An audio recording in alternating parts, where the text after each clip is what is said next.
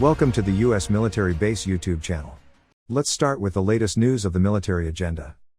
The Ukrainian General Staff reported that Ukrainian rocket forces and artillery units hit 2 electronic warfare stations with a Russian anti-aircraft missile system in the evening. Immediately after the attacks of the Ukrainian artillery units, the warplanes took off and carried out 6 attacks on the areas where the Russian military personnel and equipment were concentrated. The information shared by local sources shows that 3 to 4 of the MiG-29 warplanes of the Ukrainian Air Force are constantly attacking the positions of the Russian artillery and missile units on the Eastern Front.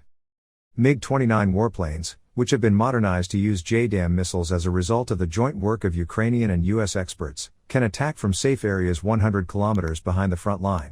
Official reports indicate that Ukrainian warplanes destroyed 12 Russian artillery systems in missile attacks on the Marinka, Avdiivka and Bakhmut fronts. Although the Russian air forces carried out drone attacks in response to these attacks of the Ukrainian army, the Ukrainian Air Defense Forces managed to shoot down all 11 unmanned aerial vehicles launched by the Russian army. Even better, reports indicate that Ukrainian forces managed to repel all 30 attacks by the Russian army in the evening. The Ukrainian forces, which showed a superior performance, especially on the Bakhmut front, where fierce conflicts were experienced, managed to seize the control of the critical supply line. In this context, we mentioned in our previous videos that the Russian army managed to seize one of the fortification lines near the Crimea highway in Bakhmut. The Russian army's control of this line greatly hindered the supply of ammunition and equipment to the Ukrainian troops in Bakhmut. However, the Russian forces attacking this region were surrounded by the Ukrainian army. Reports shared a few hours ago show that the Russian army was stuck in this area and suffered heavy losses while trying to retreat. It has been reported that the heroes of the 92nd Mechanized Brigade of the Ukrainian Army managed to neutralize more than 40 Russian soldiers in their attacks with unmanned aerial vehicles against the Russian troops trying to retreat. Videos shared from the region after these clashes show that Ukrainian military convoys have started to enter Bakhmut safely again. In addition, Ukrainian troops brought the Grom-2 missile system to the Zaporizhzhia front. Russian official Vladimir Rogov announced that the Grom-2 long-range operational tactical missile system was transferred by Ukrainian troops to the Kiev-controlled city of Zaporizhzhia. According to Rogov, this missile system could be used for attacks on Crimea. The Grom-2 missile system has a range of up to 500 kilometers, which allows the Ukrainian army to attack the territory of Crimea. Rogov argues that these actions confirm the need to push the Ukrainian troops as far as possible from the Zaporizhzhia region, and the line of contact should be moved deeper into Ukraine. Earlier, Vladimir Rogov also reported that he had amassed military equipment in the Orkhovsky and Pohovsky districts of the Zaporizhzhia region under the control of Ukrainian forces. These data are alarming and require close attention. However, we did not witness that the Russian commanders took any precautions regarding this situation. On the other hand, Russian media published the information that the Russian tank T-14 Armata arrived in the war zone in Ukraine. Russian online portal Izvestia published the news, citing RIA Novosti. RIA Novosti cited an anonymous source. A knowledgeable source told RIA Novosti that the Russian armed forces have started using the latest T-14 Armata main tanks to strike Ukrainian positions, but these tanks have not yet directly participated in offensive operations. According to circulating information, the tank received additional side protection. It was placed to protect the chassis and tank from enemy anti-tank missiles. According to RIA Novosti, the T-14 Armata has been in service in Donbass since the end of last year. At the end of November last year, Russian media shared a video of Russian ground forces training at training grounds in Kazan.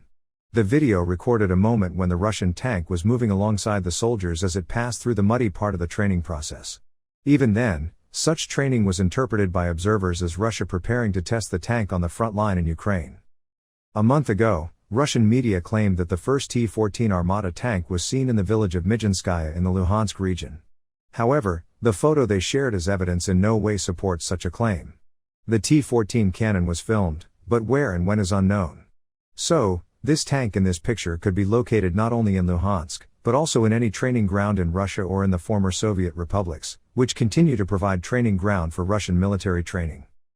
But since the beginning of this year, it has been alleged that Russia is ready to lose a small batch of tanks on the battlefield. This information appeared in the daily intelligence report published by British intelligence on Twitter. Other sources say Moscow is still hesitant to use them in Ukraine because their technical condition is questionable. Western analysts do not specify what is suspicious about the technical condition of the tanks. According to rumors and unconfirmed information, there is most likely a problem with the power unit that powers the T-14 Armata's war machine.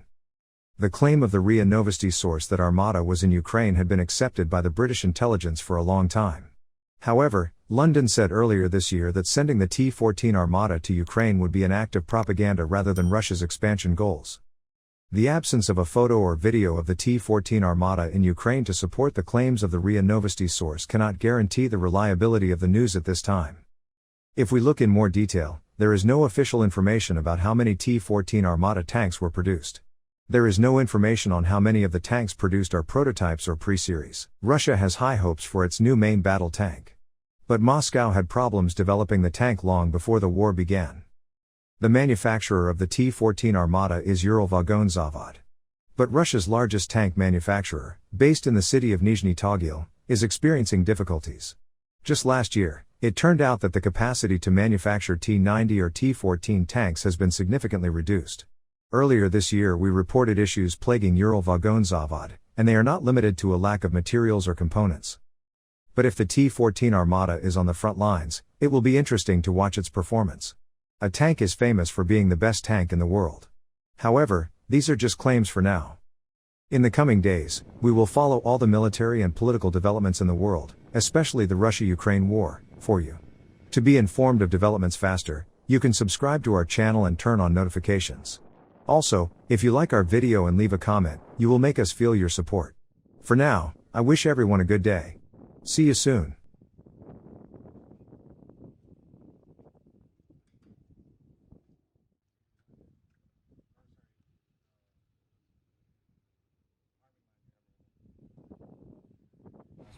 You gotta make sure that